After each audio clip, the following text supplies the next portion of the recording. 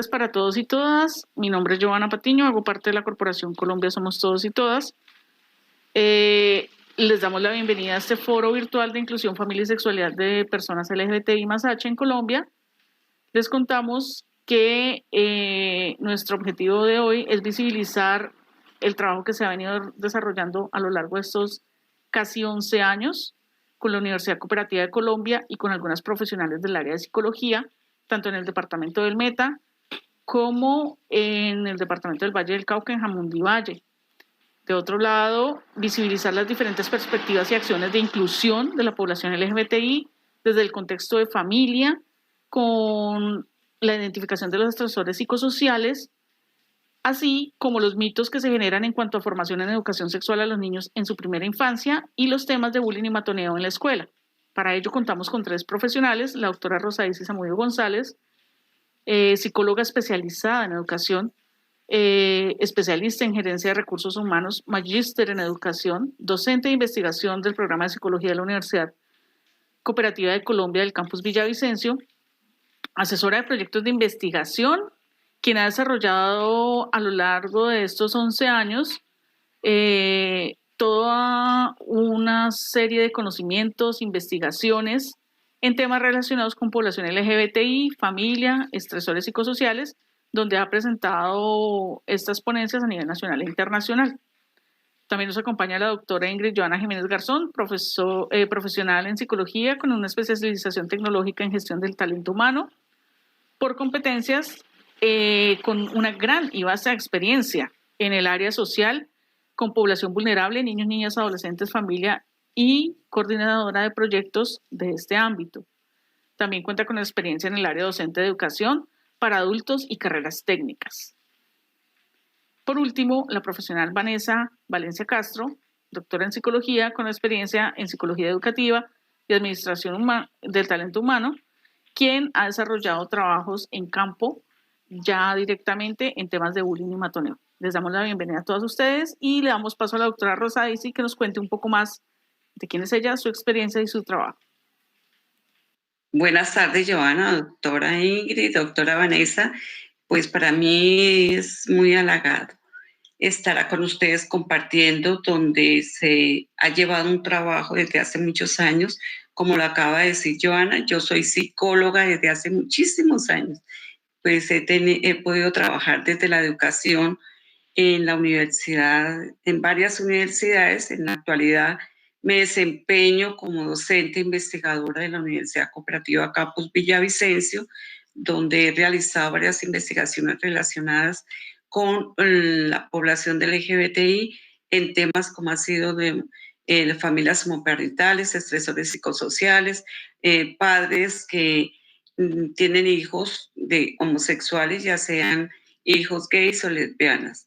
Dentro de todas estas investigaciones que he realizado, esto, como yo lo digo, no lo hago solo yo, sino con mis estudiantes, quienes han sido mis cooperadores y a quienes he logrado que ellos también se vinculen y se integren, y por qué no decirlo, en la inclusión de la diversidad, como lo es el poder trabajar con personas y con la población del LGBTI de Villavicencio.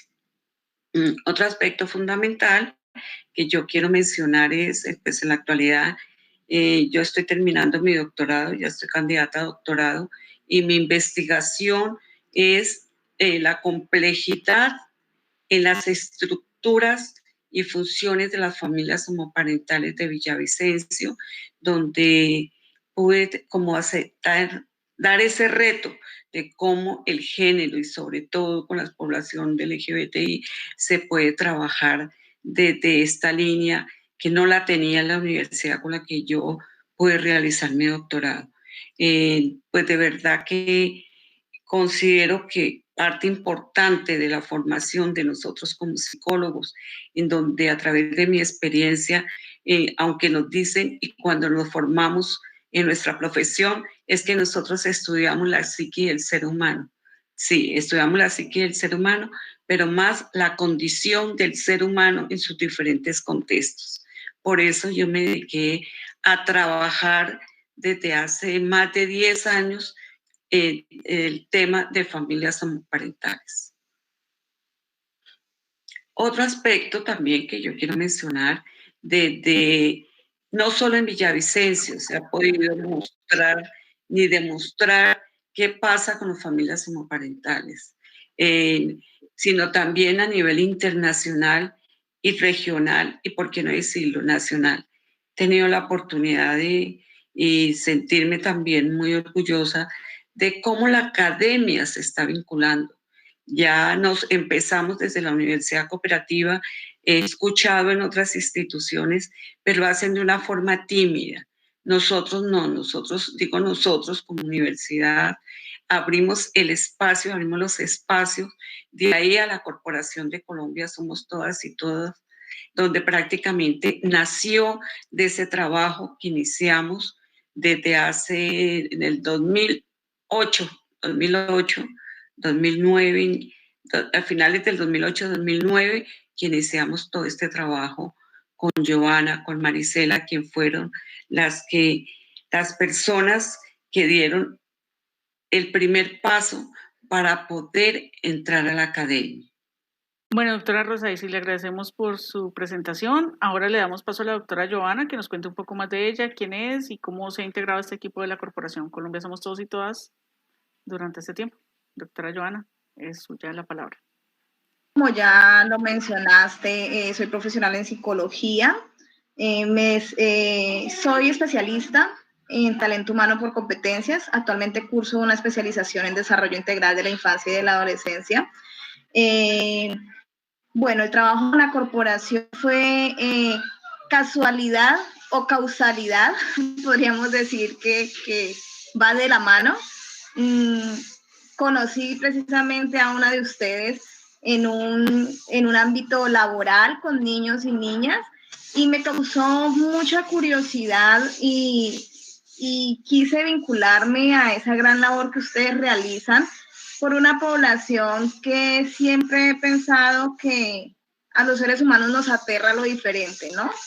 Tenemos unos estándares muy cuadriculados de lo bueno y lo malo, de muchas cosas, y pienso que lo diferente nos aterra, nos angustia, nos genera quizás estrés, y no hacemos como un trabajo, un esfuerzo por ver las cosas desde otro punto de vista, sino que preferimos verlas de una manera que no nos cueste mucho trabajo quizás confrontar nuestras propias realidades o nuestros propios sentimientos, nuestras propias emociones. Preferimos, por lo contrario, como hacer lo que los demás creen que debemos hacer.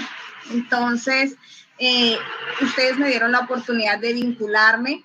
Hemos hecho, pienso que muchos trabajos a nivel social y personal. Ha sido un aprendizaje mutuo. He aprendido muchísimo del trabajo que hemos realizado. Como la doctora Rosa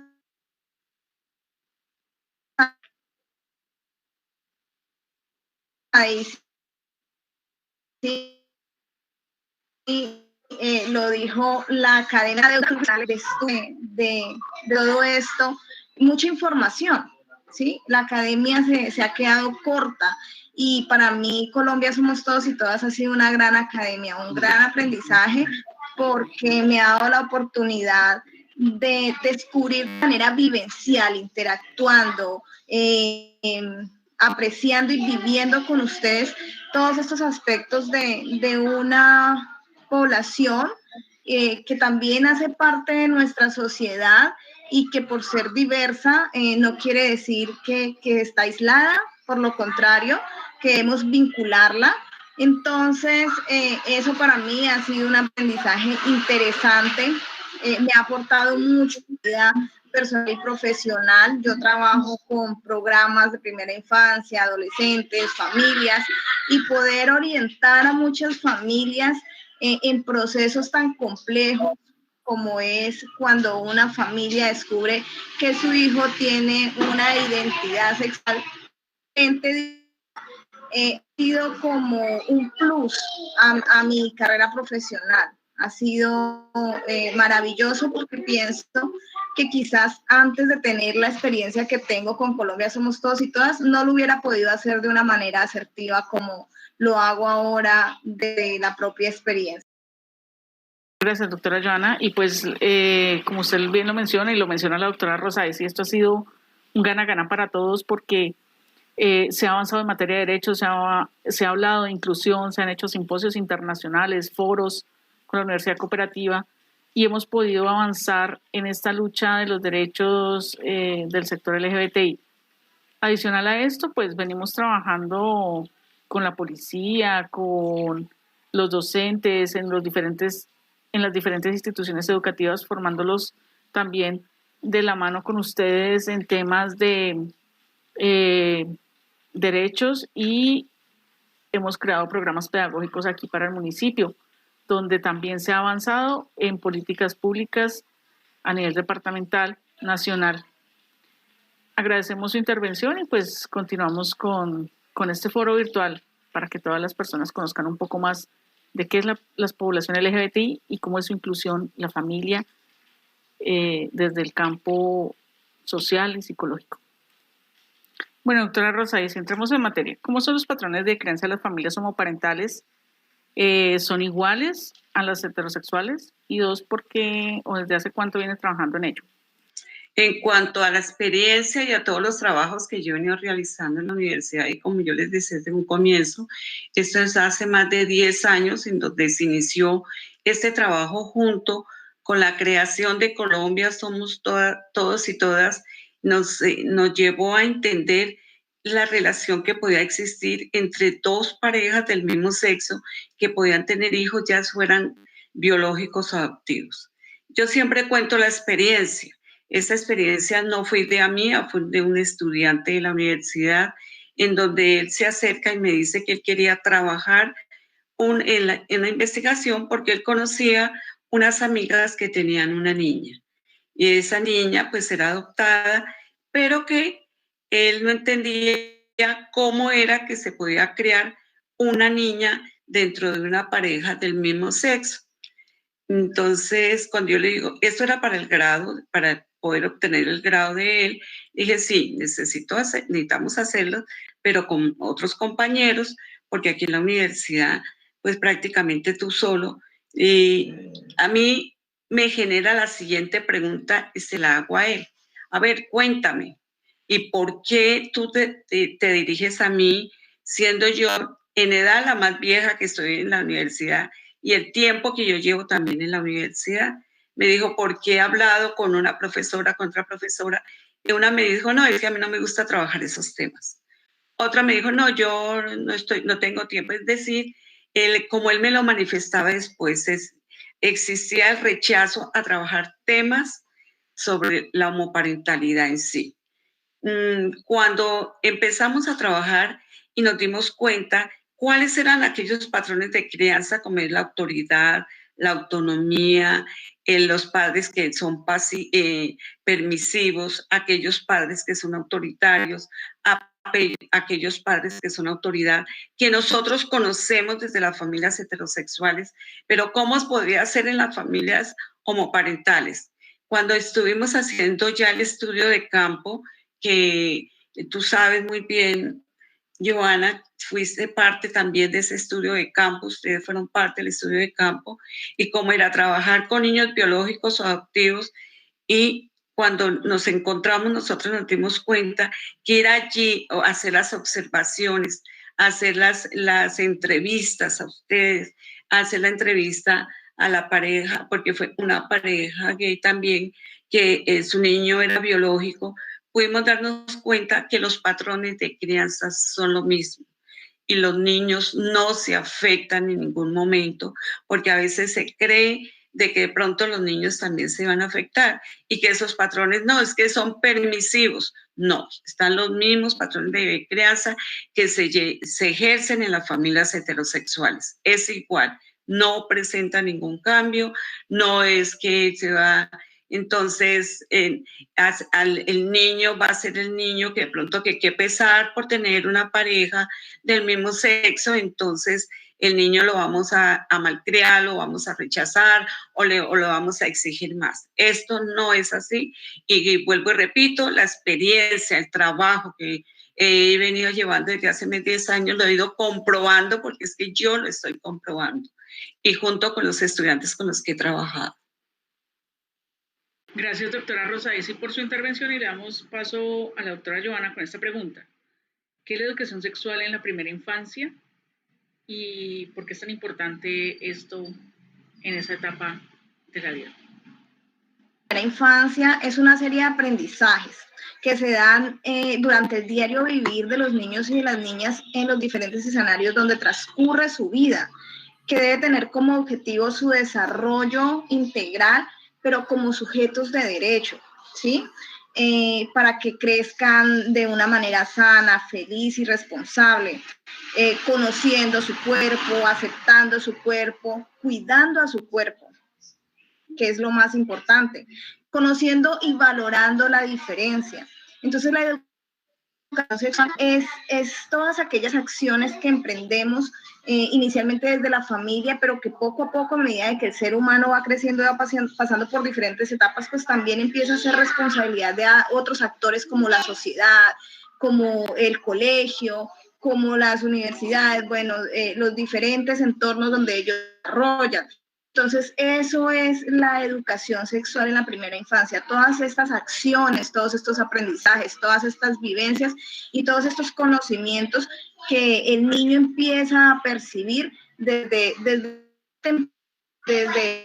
su primera infancia. Entonces, de allí la importancia de la información que damos, de la información que los niños y niñas recepcionan, de allí la importancia de romper los prejuicios y estigmas que tenemos como sociedad y que se la hemos venido enseñando a los niños y niñas y venimos experimentando actualmente los resultados de todo aquello que la sociedad ha venido enseñando, ¿no? Vemos juicios y homofobia, que ha sido algo que se ha heredado de generación en generación, porque no hemos podido romper esos paradigmas de que lo diferente no es malo, de que lo diferente simplemente es diverso, pero hace parte de nuestro diario vivir y hace parte de nuestro universo como tal. Bueno, doctora Rosaísi, muchas personas se preguntan si la orientación sexual de los padres compromete el ajuste emocional de los hijos. Eso ha sido también como una especie de tabú y pues queremos que usted nos cuente. En ningún momento. Es que tenemos que entender primero que todo qué es la orientación sexual. Entonces, si hay una pareja del mismo sexo, en ningún momento le van a decir a su hijo, es que tiene que ser igual a nosotros, y ustedes también tienen que ser gays o tienen que ser lesbianas. La orientación la decide la propia persona. La orientación, y como lo acaba de decir la doctora Joana, es que además esa parte de la sexualidad del ser humano es algo innato y además él es el que va a decidir porque es la parte afectiva, es la atracción afectiva que yo pueda tener hacia la persona que para mí me va a satisfacer emocionalmente, psicológicamente y afectivamente. Entonces, en ningún momento esto se va a afectar. Al contrario, el que decide es la misma persona. La persona, ya sea el niño, pues el niño de su momento, la forma como lo está criando, yo creo que una pareja del mismo sexo y no va a criar el hijo. Es que si usted es niño, entonces yo le voy a poner falditas. Es que si usted es niña, yo le voy a poner pantalón porque quiero que sea también. No, en ningún momento. Es más, y yo tengo que decirlo con mucho respeto y con mucha evidencia de todo el trabajo que se ha realizado, veo la forma respetuosa, la forma de trabajo que se realiza, porque es trabajo, porque como padres nosotros realizamos un trabajo con los hijos. Entonces yo no voy a decirle a mi hijo, usted tiene que ser gay o usted tiene que ser lesbiana en la fuerza.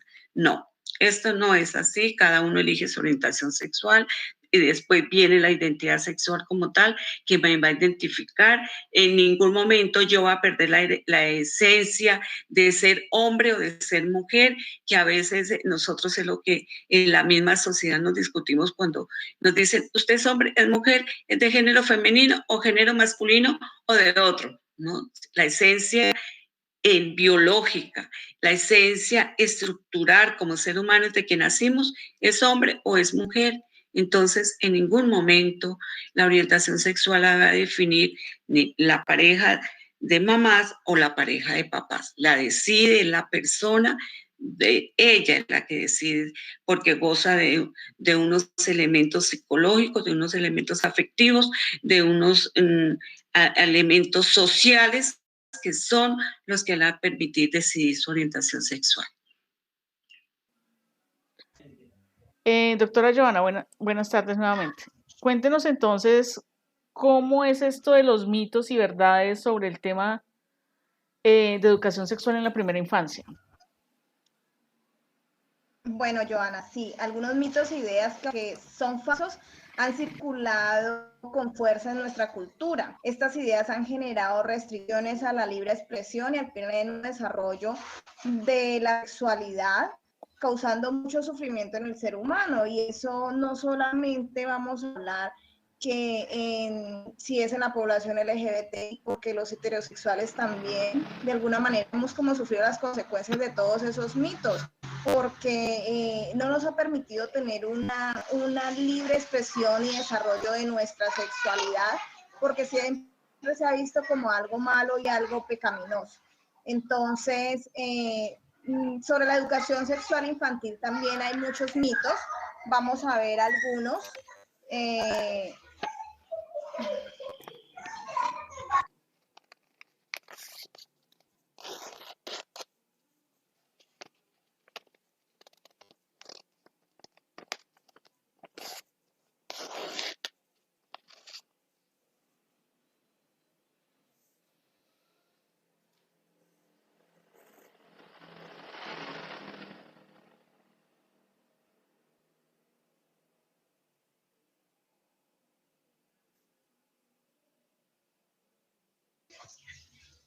Bueno, vamos a hablar aquí de algunos mitos, por lo menos.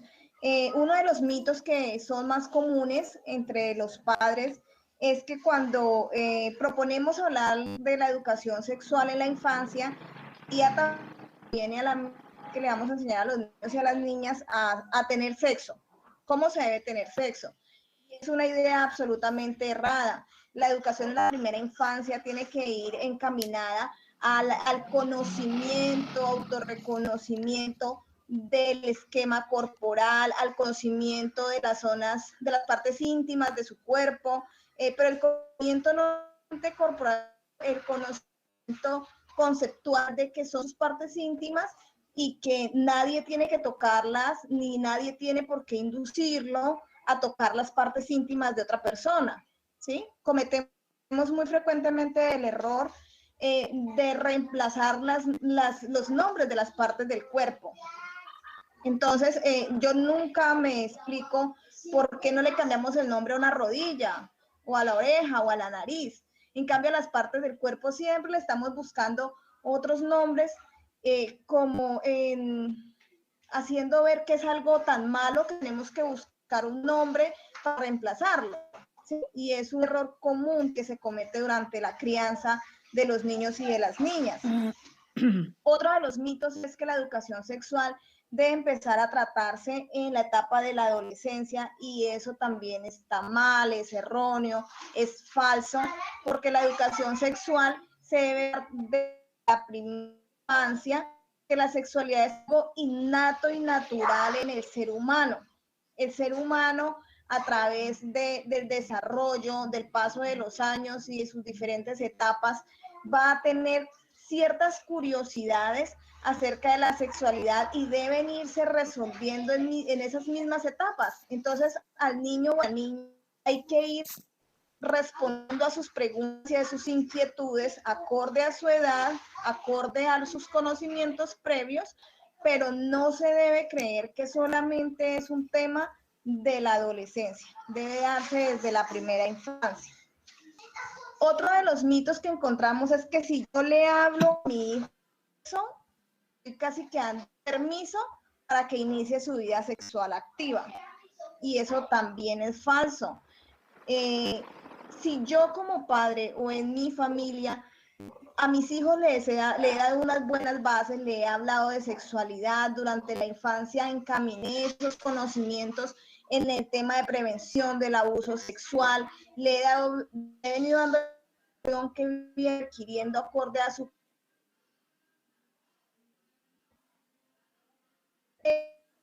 fisiológico, es algo más que natural, que sea un momento donde ellos requieran de mucha más información. Si yo le doy la información que ellos requieren, si yo le doy la información que ellos necesitan, empezando porque habrán cosas que como padres no vamos a poder dar, necesito orientación profesional, pero necesito direccionar a mi hijo y decir, bueno, si conmigo no te sientes cómodo hablando de esto, listo, vamos a ir al programa de Joven Sano, vamos a ir por psicología, vamos a buscar un profesional donde oriente, pero que continúe las bases que viene teniendo en la primera infancia de esta educación sexual. ¿Por qué? Porque no es que yo le esté dando permiso a mi hijo para empezar su vida sexual activa, es que en algún momento la va a empezar. Y la clave de cómo, a qué edad, con quién y de qué manera la inicie está en todo ese aprendizaje que ha venido teniendo a través de sus años, ¿sí? No es solamente el tema de los embarazos no deseados, no es solamente el tema de que la niña si quedó embarazada a los 15 años, acabó con su vida, no es solamente el tema de que si el chico como no se embaraza, entonces a él no se le acaba la vida, no es solamente eso, es el tema también de educar en que existen unas enfermedades de transmisión sexual que son peores que un embarazo, y que existen otra serie de situaciones que hay que prevenir. Entonces, ese otro mito que tenemos acerca de que si yo hablo con mis hijos de educación sexual, de sexo o de estas temáticas, les estoy dando permiso para empezar su vida activa sexual, es falso también. El último mito que vamos a tratar hoy es que la escuela es solo para ir a la escuela, no debería impartir educación sexual. Vemos que, ahora no es tan restringida esa educación sexual en los colegios. En su momento, cuando los colegios empezaron a decir, venga, tenemos que enseñar acerca de sexualidad, los primeros que se pusieron fueron los padres, porque la escuela no era para ir a aprender eso, era para aprender otros conocimientos. Y definitivamente la educación sexual de los niños, las niñas, los jóvenes, los adolescentes, inclusive los, es un tema en que siempre tendremos algo para aprender o para conocer, es responsabilidad de todos, no solamente de la familia, no solamente del colegio, sino también de la sociedad. Vamos a hablar de, estos son los mitos y ahora vamos a hablar de una gran verdad, y es que el niño que juega con niñas no es porque es gay o vaya a ser gay, es un niño que simplemente está haciendo algo imitando muy probablemente a una niña que está jugando, a una mamá que simple y llanamente está dando una expresión de amor a un bebé. Hoy yo quiero resaltar esa gran verdad, que es algo que siempre he escuchado y que siempre me ha parecido que va en contravía natural, que un hombre pueda amar a sus hijos y tenga la capacidad de alzarlos, de acariciarlos, de cambiarles un pañal y de darles un tetero, pero lo restringimos siempre en la infancia cuando el niño quiere jugar muy probablemente con sus hermanas, con sus primas o con sus amigas, quiere jugar con una muñeca, alzarla, darle tetero o cambiarle el pañal. Entonces, desde la familia empezamos a restringir eso porque lo vemos como sinónimo de sexualidad, cuando es falso, absolutamente falso. También cuando coaccionamos ese libre desarrollo de las niñas en que no juegue con el carro, en que no juegue con el helicóptero, en que no coja esa volqueta, en que no juegue con la retroexcavadora, siendo exteriornos a la sociedad que hay actividades para hombres y actividades para mujeres. Entonces, esos son los mitos, pero también son las grandes verdades referente al tema de educación sexual. Es eso de verdad, doctora, porque el tema de los roles y todo esto está encasillado como al sexo y al género y bueno, en fin, si usted tiene una orientación diversa. También es bien cierto, yo lo hablo desde mi punto de vista, yo desde que estaba en kinder vi educación sexual, obviamente, como usted bien lo dice, cada etapa en su momento. En el colegio, hasta el grado 11, vimos algo que se llamaba comportamiento y salud. Y allá nunca nos enseñaron cómo hacer el amor, allá nos decía, era cómo son las enfermedades de transmisión sexual, los métodos de planificación familiar, cómo se abordaba de pronto pues un embarazo a temprana edad, cómo se debería prevenir dicho embarazo. Entonces, esas son cosas que son muy puntuales y que los niños y niñas deben saber, además como eso de no permitir que nadie diferente toque tus partes íntimas en una edad temprana. Y eso es lo que estamos viviendo. Eso es lo que se está viendo muy constantemente y es muy triste con nuestros niños y niñas. Bueno, pasamos con nuestro siguiente tema, aunque pues una pregunta que también consideraría yo que es importante que la familia o que la familia esté interactuando en este tema de la educación sexual infantil. Vamos a abordar algo con... Yo quiero que me conteste esa pregunta y pasamos a la doctora Rosadisi, doctora Joana. ¿Usted cree que es importante que la familia esté ahí en el acompañamiento y sea como el primer nicho de educación sexual infantil? Desde mi punto de vista, yo creo que sí, porque yo tuve ese acompañamiento y no por eso soy diversa, pero sí me parece que es algo importante que los padres deben acompañar a sus hijos y hacerles entender ciertas cosas. Sí, claro, Joana. La familia es el primer entorno socializador del ser humano. Los primeros vínculos afectivos del ser humano los forma con su papá y su mamá y son ellos sus primeros referentes, sus primeros modelos.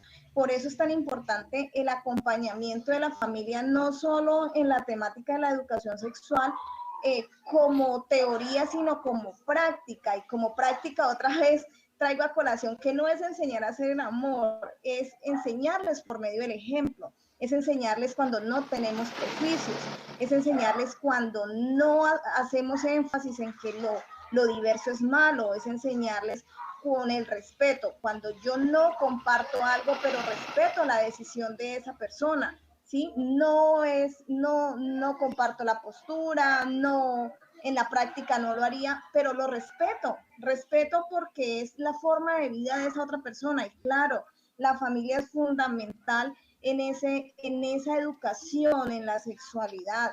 ¿Por qué? Porque previene muchos abusos infantiles, porque no coarta ese desarrollo. Ejemplos de la vida cotidiana. El niño que más o menos a la edad de los 2 años le enseña el pene a las niñas o a los demás niños. Si la familia no es de mente abierta, si la familia no tiene habilidades para abordar ese tipo de situaciones, lo primero que va a hacer es hacer sentir al niño que está mal, que es pecaminoso, que es sucio, que es depravado, cuando el niño solamente está expresando que está conociendo las partes de su cuerpo, ¿sí? Entonces, de ahí la importancia de que la familia acompañe todo este desarrollo y tenga conocimientos previos de esas etapas por las que va a pasar el niño y de cómo puede ese desarrollo en ese aprendizaje, qué información debe dar, qué debe reforzar, cuáles conductas definitivamente no son normales en esa edad, ¿no? Porque podemos empezar a identificar signos de que algo está sucediendo, de que hay un presunto abuso, pero todo eso hace parte de esa interacción y de esa intencionalidad que tenga la familia en el acompañamiento durante el desarrollo de la sexualidad de los niños y de las niñas. A veces yo le pregunto a las familias, ¿ustedes creen que los niños tienen derechos sexuales y reproductivos? Y la mayoría de las veces me dicen que no. porque siempre que se habla de derechos sexuales y reproductivos en la infancia, volvemos a lo mismo de siempre. Es derecho a que ellos tengan sexo. Y no, es quitarnos ese paradigma y quitarnos de la mente que la educación sexual tiene que ver algo con el acto sexual, no tiene nada que ver con eso. Entonces sí es muy importante que las familias empiecen a romper con ese tabú, a dejar atrás ese tabú de que son temas que no se tratan en familia o que a los niños no les interesa o no les concierne o que no son necesarios, y empecemos a informarnos y a buscar más cuando no tenemos la capacidad como familia y padres no tenemos la habilidad, buscar en los profesionales idóneos este acompañamiento y esta ayuda.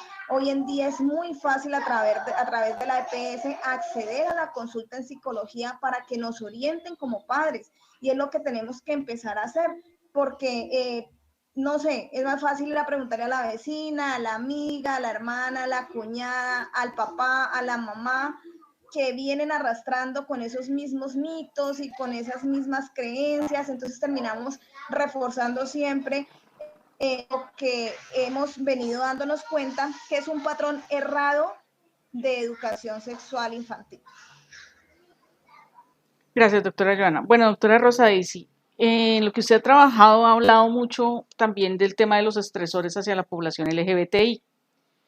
La población LGBTI se estresa en algunas ocasiones. ¿Considera usted que existe rechazo de las mismas personas del sector cuando alguien acude a un centro de salud en busca de ayuda o de orientación por ese tema del estrés? Y de otro lado, ¿nos podría mencionar algunos estresores que presentan las personas pertenecientes a la población LGBTI? Bueno, en este sentido, Joana, claro que sí. Precisamente por lo que hemos hablado del rechazo, la homofobia, la discriminación. Cuando aún existe una persona diversa que va a solicitar una atención médica, otro tipo de atención, ya sea asistencial o de otra índole, han encontrado que no los atienden como en el caso de una persona que llegue y que sea heterosexual. Dentro de esos estresores están los estresores sociales, que son los más recurrentes. Estresores sociales que van a permitir a la persona de que dentro de su campo laboral, dentro de su campo profesional, de su campo también educativo, vaya a sentirse la misma persona como tal rechazada. Dentro de están los estresores psicológicos, esos estresores psicológicos que me permiten a mí mantener unos estados de ansiedad, de inseguridad, de, de ese mismo sentir que sí soy rechazado por el hecho de que yo sea homosexual, ya sea gay, lesbiana o como hablamos hoy en día de la población o el sector de las familias diversas. En las experiencias, de ahí los factores estresores que afectan a la población o al sector del LGBTI es eso, factores psicosociales, factores ambientales, factores psicológicos, factores culturales. El que más afecta es el factor cultural. El factor cultural en el sentido porque el gay es sinónimo de enfermedad. Entonces, la lesbiana igualmente. Entonces, cuando llega, no, va a existir o va a tener que ser rechazado y es el último que en algún momento pueda ser atendido. Estas experiencias las hemos escuchado porque han sido testimonios de muchos de ustedes a través de las diferentes actividades, de los foros, de los simposios que hemos realizado con la academia, en este caso con la universidad, donde en esos testimonios nos han manifestado cómo ellos pueden ser como ese centro donde va a existir la discriminación. Cuando llega y dice, es que yo me estreso, ¿en qué sentido se estresa? Yo como persona me estreso, pero ¿qué viene? Vienen otros factores. Esos factores que me permiten a mí somatizar posteriormente a lo que me pueda estar sucediendo, porque dentro de estrés e tres, como podemos decir en algunos casos. Es que vienen varias cosas relacionadas o concatenadas que van a permitir a mí que mi salud mental se vaya a afectar. La salud mental de la población del sector de las familias diversas o de las personas homosexuales, como lo queramos llamar, somos los mismos. Si nos vamos, tanto las familias diversas, las familias, el sector del LGBTI, como la población heterosexual, también tiene los mismos estresores. Como heterosexuales, nosotros, claro, constantemente el ambiente nos afecta. Vemos ahorita con esto de la pandemia. ¿Será que toda la población del LGBTI no se va a estresar? Si nos estresamos todos, porque es que todos tenemos una corporeidad. Esa corporeidad es una corporeidad biológica, psicológica, social, cultural, que va a permitir que a través de este encierro, como lo queramos llamar, esta cuarentena en donde nosotros somos seres sociales y nos estamos volviendo seres individuales, porque compartimos con una máquina, compartimos con un computador, compartimos con una pantalla, porque a quien le hablamos es a la pantalla. El hecho de no poder saludar, el hecho de no poder encontrarnos, claro, nos está afectando y nos afecta por igual. La otra pregunta que tú me hacías, Giovanna, era acerca de las familias cuando se enteran que sus hijos son gays. ¿Era lo que tú me decías? La otra pregunta era de cómo, que nos mencione cuáles son esos estresores que han sido como más identificados en las personas diversas. Para... Los estresores culturales. El estresor cultural donde existe el rechazo, la discriminación y la homofobia. Son estresores culturales, en donde esos estresores pues, van a permitir que el estrés sea un estrés somático o un estrés social. El estrés somático es cuando también la persona entra llamamos dentro de la misma psicología, lo podemos decir, cómo se somatiza desde la enfermedad como tal. Entonces, hasta dónde yo me puedo llegar a enfermar y posteriormente repercutir en esa enfermedad que me va a llevar a que cometa algunos hechos que van a afectar con mi integridad. Esos factores culturales que yo dejo, yo los asumo porque dejo también que me rechace. Y así sucede con las personas dentro de estos factores estresores. Entonces, repito y vuelvo a leer, los factores estresores desde lo biológico, que se presenta en lo biológico, cuando se asume ese rechazo, también hay agresión, la persona se autoagrede y encontramos que desde la población, el sector de las familias diversas o de las parejas homosexuales, homoparentales, también, porque puede existir la relación de pareja del rechazo hacia la misma sociedad, del rechazo de la misma cultura en donde está formada como tal. Gracias, doctora Rosa Daisy. Bueno, hay algo que yo no sabría explicar, pero pues a mí, para mí fue algo traumático mi salida del closet. Usted, doctora Rosa Daisy, ¿en qué momento considera que los hijos deben decir a los padres que son homosexuales? ¿Existe rechazo de ellos cuando se enteran que su hijo es gay o lesbiana o trans? Ok. Sí, Giovanna. No es que el hijo le tenga que decir al papá, a la mamá, no, es que yo soy gay, yo soy lesbiana, yo soy homosexual. No, los papás se dan cuenta, porque es que es una relación afectiva, es una relación íntima, hablemos íntima dentro del núcleo familiar. Lo que pasa es, por la misma cultura, no aceptan de que su hijo sea gay o sea lesbiana. Y además, algo y más en nuestra región, el machismo.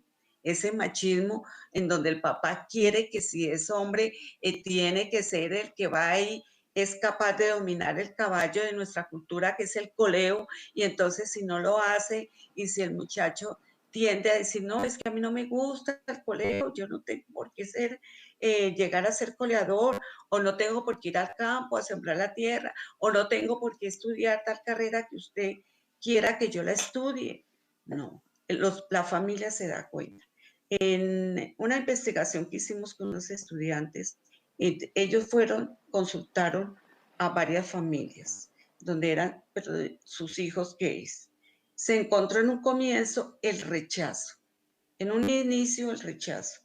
Y lo que tú lo decías alguna vez, cómo tu papá te rechazó y para él fue el caos más grande y se forma en la familia el caos. ¿Cómo así que mi hija puede ser lesbiana o mi hijo puede ser homosexual o mi hijo puede ser gay? Eso no, porque es que como la familia se estructuró, esa estructura, esas funciones que ejerce la familia de papá, mamá e hijos, y papá, mamá e hijos es que sea hombre, que sea mujer, desde todo un contexto cultural y social. Entonces, no, los padres se dan cuenta. Y algo de los testimonios, cuando se les preguntaba a los papás, y en este momento, que usted sabe que su hijo es gay, cuando usted lo confrontó, porque habían confrontaciones, y los hijos decían, sí, yo soy gay, ¿usted me acepta? Contaban las mamás, al comienzo me dio muy duro, lloré, pero es que es mi hijo. Y los casos, porque trabajamos con 15 casos, y de los 15 casos, todos las mamás, porque se les preguntó a las mamás, y ellas decían, no tengo por qué abandonar a mi hijo. Y como decía la doctora Giovanna, el acompañamiento de la familia es importante, es que ante todo es el hijo, no es el desconocido. Si yo acepto a un desconocido, una persona que no ha tenido relación, que no salió de mis entrañas, digámoslo de esa manera, lo voy a aceptar. ¿Cómo no voy a aceptar al hijo? Entonces, cuando existen esos rechazos, cuando tú decías, cuando yo salí del closet, claro, entonces hoy en día se manifiesta más. Hoy en día ya los muchachos han tenido esa libertad de expresarse como ellos sienten que es su orientación sexual. Que de pronto pueda cambiar en algún momento dado, decir, bueno, yo ya no quiero ser gay, no quiero ser lesbiana, lo puede hacer porque es la orientación, es que es la atracción hacia la otra persona. Entonces, si a mí me atrae la persona del mismo sexo, donde yo me voy a hacer feliz, porque eso es algo, y lo manejamos mucho hoy en día en la psicología positiva y en la psicología de la felicidad. Ante todo, yo como ser humano debo ser feliz. Y si yo me siento feliz tal y como soy, y si me siento feliz de compartir con esa persona que me entiende, que me acompaña, que me colabora y que es del mismo sexo, ¿por qué no? Entonces, los papás ya han roto un poco esos estigmas y esas discriminaciones y también esa homofobia y defienden a sus hijos y entran a defender al hijo, porque, repito, el hijo es parte de ese vínculo que en un comienzo se quiso. Y yo, como siempre he dicho, cuando se engendra un hijo es porque hay afecto, dependiendo de otras situaciones como haya sido. Pero cuando es dentro de una familia, hay afecto y por lo tanto ese afecto dura dura para toda la vida. Eso no es que yo tuve mi hijo, lo voy a dejar de querer dentro de 2 o 3 años. No, eso es mentira. Eso es hasta que yo llegue a fallecer o lo que pueda pasar en un momento dado, pero ya pronto para finalizar dentro de este tema, los hijos son parte de una unión, los hijos y las familias deben y tienen que aceptar a sus hijos, ya romper con esos esquemas sociales, esos esquemas culturales y decir, es que es mi hijo y no me interesa porque seguirá siendo siempre mi hijo y por lo tanto yo lo acepto, yo lo quiero y apruebo tal como es él si él es feliz. Porque es que nosotros somos egoístas y como padres somos egoístas y como padres queremos tener el hijo alguna vez y parte de, ya entrando en la parte religiosa de la Biblia dice, los hijos son prestados. Que es la verdad, los hijos van creciendo. ¿Qué hicimos nosotros? Igual, y esto es repetitivo, y seguirá siempre hasta séculos. Muchas gracias, doctora Rosa. Y sí, tienes razón. Todos volamos cuando nos salieron plumitas, algunos de buena manera, otros de no tan buena, y por el entorno. Pero todos son ciclos y los padres, lo importante es que han ido aprendiendo y han ido respetando a sus hijos, a amarlos, a Sí, valorarlos, sí, porque no saben el daño tan grande que se hace a un hijo o a sí. una hija Ajá. cuando no se respeta esa diferencia y cuando se ataca peor que un enemigo. Sí, Doctora señora. Joana, muchas gracias, doctora Rosa. Doctora Joana, para concluir con este tema tan interesante que tenemos sobre educación sexual en la primera infancia, cuéntenos qué consecuencias de la desinformación acerca de la educación sexual se presentan a diario en este entorno. Bueno, Joana, entre las consecuencias, los abusos sexuales infantiles, porque cuando no educo a mi hijo o a mis hijos, cuando no conocen su cuerpo, cuando no conocen sus partes íntimas, cuando no conocen las partes, no las puede tocar nadie, ni nadie los puede obligar a que se las toque a otra persona. Cuando veo que esas, o le hago ver a mi hijo que esas partes íntimas son algo de lo que no se debe hablar, siendo como a que se den los abusos sexuales, ¿no? Adicional a eso, nunca he entablado una temática con él o con ella, pues tampoco va a existir esa confianza para que él o ella me verbalice cualquier situación anómala que se esté presentando. Esa es una de las grandes consecuencias de la desinformación. Otras son los embarazos en adolescentes, ¿sí? Los embarazos prematuros, porque tenemos también mucho acerca de la planificación y de todo el tema de la sexualidad. Entonces, si le explico a mi hijo o a mi hija cómo quedar embarazados, no hubo una información previa, no hubieron unos valores, no hubieron unas bases sólidas acerca de la importancia de vivir la sexualidad de manera responsable. ¿Sí? Entonces, no es solamente el tema de hablar de sexualidad, de hablar de planificación familiar, sino que deben haber otros vínculos y otras habilidades ya desarrolladas de comunicación entre padres e hijos que permita disipar dudas, que permita tener conocimientos, que permita tener fortalecido todo ese tema de valores, de poder iniciar una vida sexual sana a una edad propicia, de poder engendrar o tener hijos dentro de un contexto seguro, un entorno protector, dentro de una familia o por lo menos dentro de una relación sana. Entonces, estas son las grandes consecuencias. Otra consecuencia de no tener esa educación sexual desde la primera infancia es la infelicidad del ser humano. Como decía la doctora Rosa, desde la psicología positiva se dice que el ser humano debe ser feliz. Y en todo el tema de la población LGBTI se ve más acentuado esto, o sea, el tema de tener que estar ahí encerrado en un closet genera insatisfacción, genera angustia, genera que esa persona y que ese ser humano pase por esta vida sin ser feliz, porque conocemos muchos casos, muchos, en los que esos prejuicios sociales y ese miedo de enfrentar la familia, la sociedad, los amigos, no les ha permitido vivir su vida plena y satisfecha. Entonces, han pasado por la vida sin pena y sin gloria, y más pena que gloria, porque no pudieron ser felices. Entonces, pienso que estas son las grandes consecuencias de esa falta de educación sexual, adicionándole la homofobia, ¿no?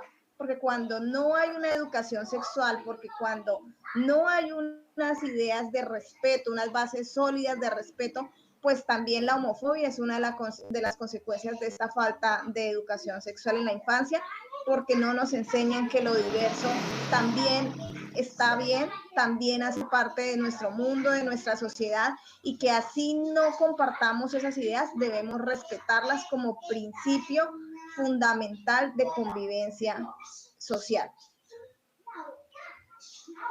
Muchas gracias por su intervención, doctora Joana. Y sí, tiene toda la razón. Cuando las personas no pueden ser felices, es complejo. Yo soy una muestra de ello. Yo soy feliz hace más de 11 años con Marisela. No había sido feliz realmente. Había vivido muchas cosas, pero feliz no era. Entonces, yo les agradezco mucho y pues quiero que cada una regale un bonito mensaje. El 28 es el Día del Orgullo LGBTIQ+. Nosotros le pusimos a esta charla Inclusión, Familia y Sexualidad de las Personas LGBTI más H, porque consideramos que las familias son importantes, nuestro entorno es importante y nos hacen vivir de una manera mucho mejor cuando podemos ser plenos y desarrollarnos libremente como personas, ante todo. Entonces, doctora Joana, regálenos un mensaje para luego continuar con Vanessa. Y doctora Rosais, y regálenos un mensaje también usted. Entonces, le doy paso a la doctora Joana para que nos regale ese mensaje para este próximo 28. Bueno, mi mensaje es, vivan la vida sin etiquetas. No importa si es gay, si es lesbiana, si es hetero, si es trans, eso no importa. Si no me importa a mí, no tiene por qué importarle a los demás. Si no me importa a mí, no tiene por qué importarle a la sociedad. Cuando yo mismo me etiqueto, cuando yo mismo me limito y cuando yo mismo genero esos factores que no me permiten ser feliz, es más fácil que los demás me perciban así y también me los generen. Entonces, la vida no está atada a esas etiquetas, no. Yo tengo la misma capacidad que tiene cualquier otra persona diversa, no hablando solamente de la diversidad sexual, sino de todas las diversidades que existen en el mundo. Entonces, realmente los límites muchas veces inician en mi mente y soy yo quien lo proyecta ante los demás. Entonces hay que vivir la vida así, libre, sin etiqueta. Ese es mi mensaje. Muchas veces esas etiquetas y todas esas barreras están más en mi mente que en el exterior. Bueno, doctora Joana, muchas gracias por ese mensaje y sí, los límites están en la mente. Eso también lo sé desde hace mucho tiempo. Bueno, doctora Rosa, dice, ¿y usted qué mensaje nos va a regalar para este 28? Bueno, el mío va a ser un poquito corto y es, si todos tenemos los mismos deberes, ¿por qué los mismos derechos? Es decir, ¿por qué no somos felices? Podemos ser felices siendo héteros, siendo homos, siendo diversos, siendo todos y todas. Ese es mi mensaje. Muchísimas gracias a las dos y pues vamos a darle paso a Ana para que nos cuente también sobre todo este tema desde la infancia, desde el bullying, desde la escolaridad, porque también es muy importante. Les agradezco muchísimo y, y pues nada, continuamos trabajando, esperemos que muchos años más, que esta pandemia no nos limite en cuanto a nada y que sabemos que como corporación también somos familia y también somos amigos. Entonces, muchas gracias, Joa. Gracias, doctora. Gracias, doctora Rosa Daisy. No la escucho, tiene silenciado el micrófono. Oh, ya. Gracias a ti, Joana. Joana, ¿tú me envías el link? Sí, señora. Mañana. Sí, señora. ¿Cuándo sale? Sale mañana, ¿cierto? Sí, señora, mañana. A las 5 de la tarde. El decano me pidió que se lo enviara para poderlo escuchar y ver también. Tranquila. Bueno, doctora Rosa Daisy, muchas gracias. No, a ti, gracias.